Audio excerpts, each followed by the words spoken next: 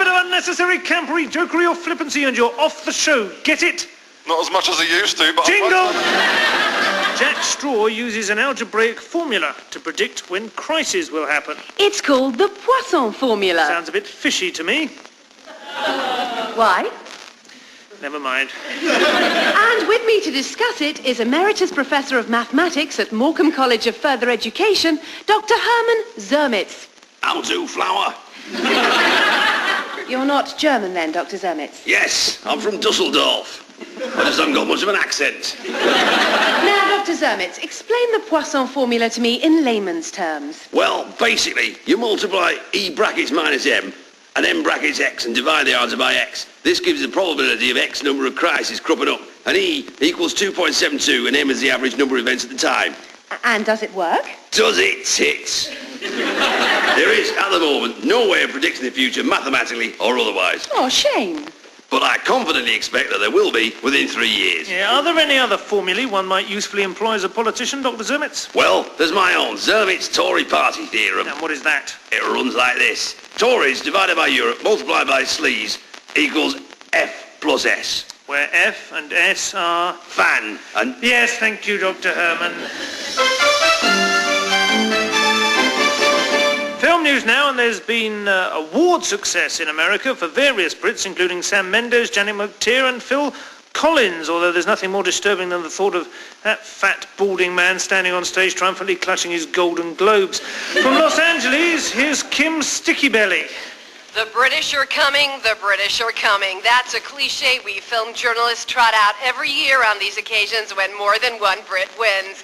As usual, it means nothing, and I'm only saying it because I'm lazy. Refreshingly honest, Kim. How do these Brits take to the Hollywood lifestyle? Well, Hollywood can seem very glamorous, of course, and the world of showbiz parties and champagne lifestyle can become very addictive. It's very easy to get sucked in, as Hugh Grant could testify. British are coming indeed. Very good, Richard, yes. Phil Collins winning Best Song is good for Britain and carries on the successful marriage of Brit stars and Disney films. There was Elton John, of course, with The Lion King, Tim Rice with Aladdin, and there's speculation about your Richard and Judy in a reworking of Beauty and the Beast. Which one playing the Beast? Could be either of them, to be fair. Kim Stickybelly in LA, thank you. News is coming in that a world leader has just notched up 1,000 days in power. Jackie Trent is outside. Jackie, do we have any idea who this evil dictator is? Not as yet, Richard. We're still going through the process of elimination. Have you eliminated so far, Jackie? General Pinochet.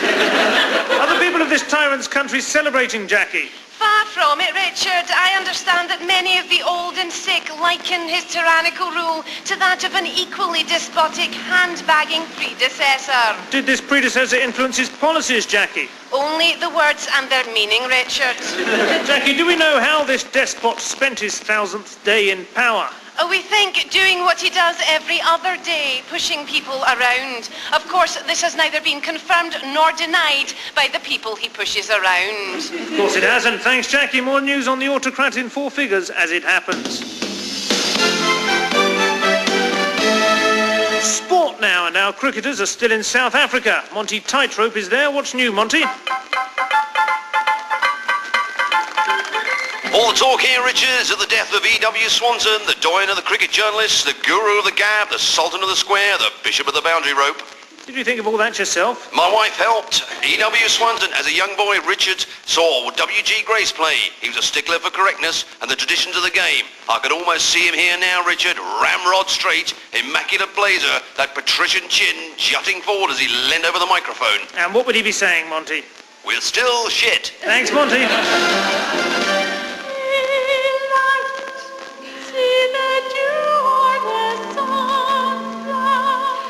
Memory there, from the musical Cats. And cats are in the news this week, so that's quite clever. Yes, Felix the Downing Street cat has gone missing. He belongs to Gordon Brown's fiancée, Sarah Macaulay, and hasn't been seen for days. This news comes just a matter of 3 years after the mysterious disappearance of another Downing Street cat, Humphrey. Spooky. We can now go over live to Downing Street, where an urgent and intense police search is being carried out. Felix. Ja, Felix, bus. Sorry, he's gone over. Oh, sod you then. Losing your cat, or feline deprivation syndrome, as I've arbitrarily chosen to call it, can be very traumatic. And joining me to talk about the subject is Richard. Richard, thanks for coming in. I work here. Oh, yes. Now, Richard, your own cat, Kissinger, has been missing now for, how long? 10 days, Lolly. 10 days that shook my world. And what have you done to try to find him? Stuck up some posters with his picture on? I've done a little more than that, Lolly. I've had a number of laminated, postcard-sized postcards, professionally printed, which I've attached to lampposts and pushed through neighbours' doors. Really? Yes. I did start putting them in telephone boxes as well, but certain people obviously only read as far as young pussy. To get my telephone number changed. You can understand, then, what Gordon Brown is going through at the moment. I never thought I'd ever feel empathy for that slack-jawed Caledonian buffoon, but yes, I can. And are you still hopeful of finding Kissinger? No, Lolly, I'm not. The nights have been very cold lately. There's been a hard frost and a cruel wind.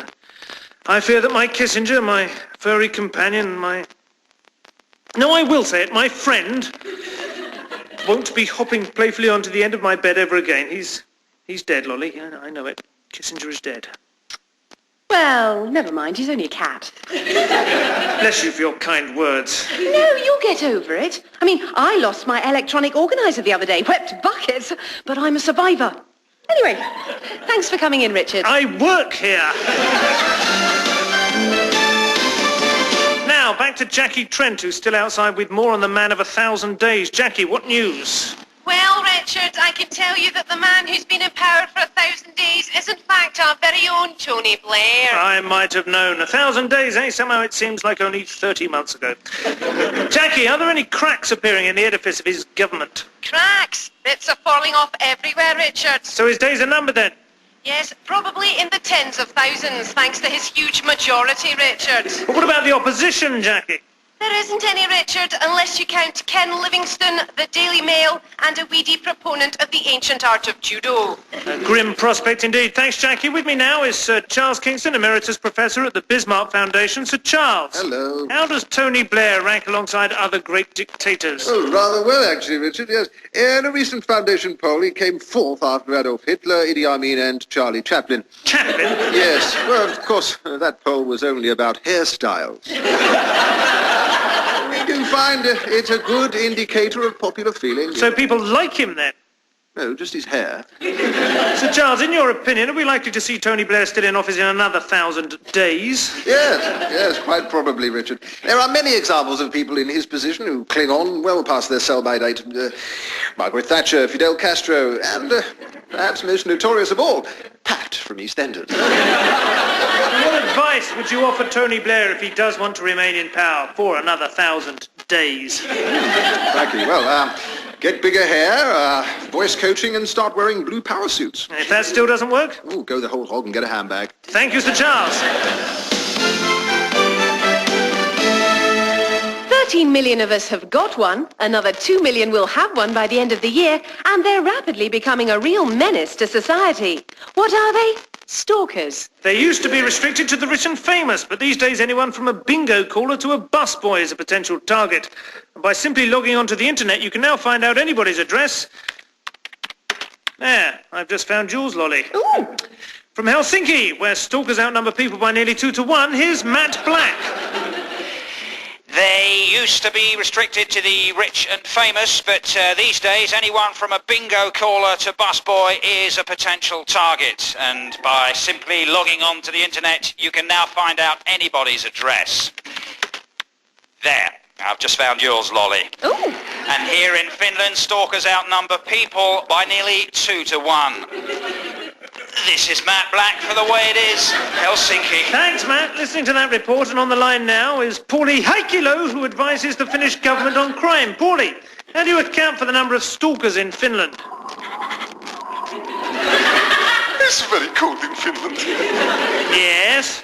Much of the population spend their weekends in icy dugouts, painting pictures of the snow and slapping each other's naked buttocks with crudely fashioned belts. Yes, but what about the extraordinary number of stalkers where Finland is leading the world in this form of personal intrusion?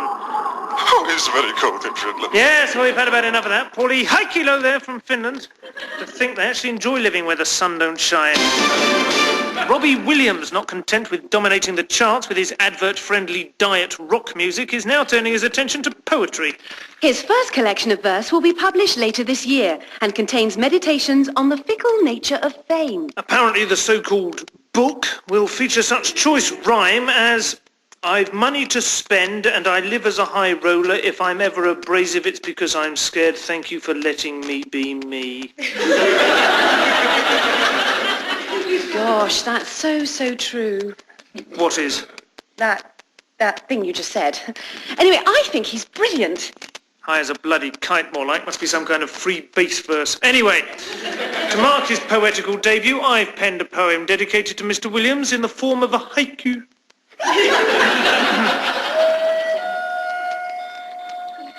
Egomaniac, chubby, like baked pie, you don't entertain me.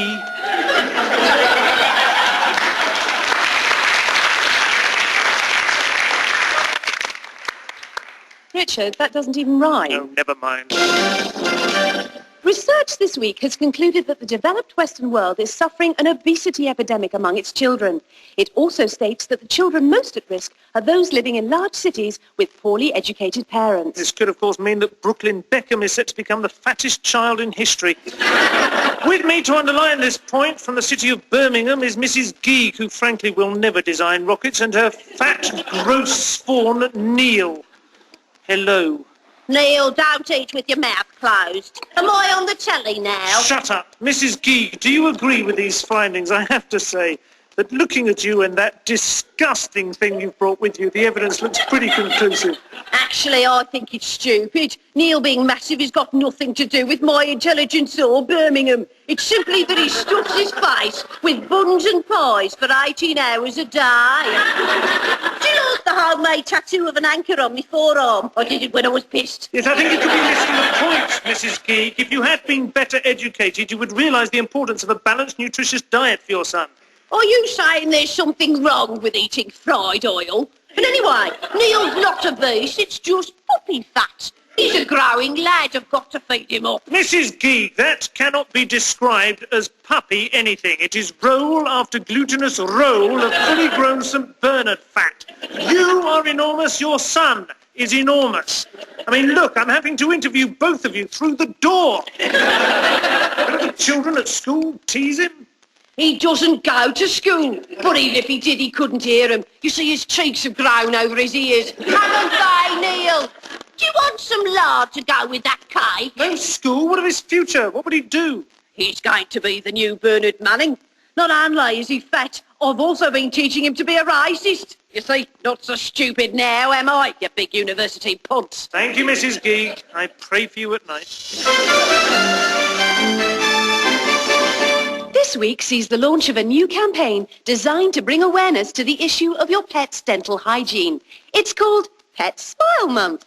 And I really can't go through with this, with Kissinger not here. Sorry. Jingle! William Hague knocked out Sebastian Coe in one of their judo bouts. Tory spin doctor Crispin Baggs is with me. This was just a clumsy leak to try to make little Willie look big, wasn't it, Baggs? I'd be very, very, very careful what you say, Richard. William is no ordinary Tory leader. No, he's a deadly tool. Every muscle in his shaved body taut and straining. This is a warning to Labour. They'll be held, thrown and off the mat before they know it. Because Hague accidentally beat up a runner? Come on. Hague KO's Tyson would be a story. Hague made an old jogger faint a bit, isn't. I see. Walking back on your own after the show tonight, Richard? If I were you, I'd choose well-lit streets. Oh, what? William Hague will dance out in his white pyjamas and annoy me a little. He's a greenbelt, Bags. It's one up from getting sand kicked in your face. Yeah, well, of course, William's a greenbelt. It demonstrates our commitment to the environment. Just don't get it, do you, Bags? Judo is old-fashioned, defensive, and involves the minimum of personal risk and self-exertion. Is that the image you want for Hague? Now, have you got any policies yet? No. Fionn up the dup? Then stop wasting my time. Nick!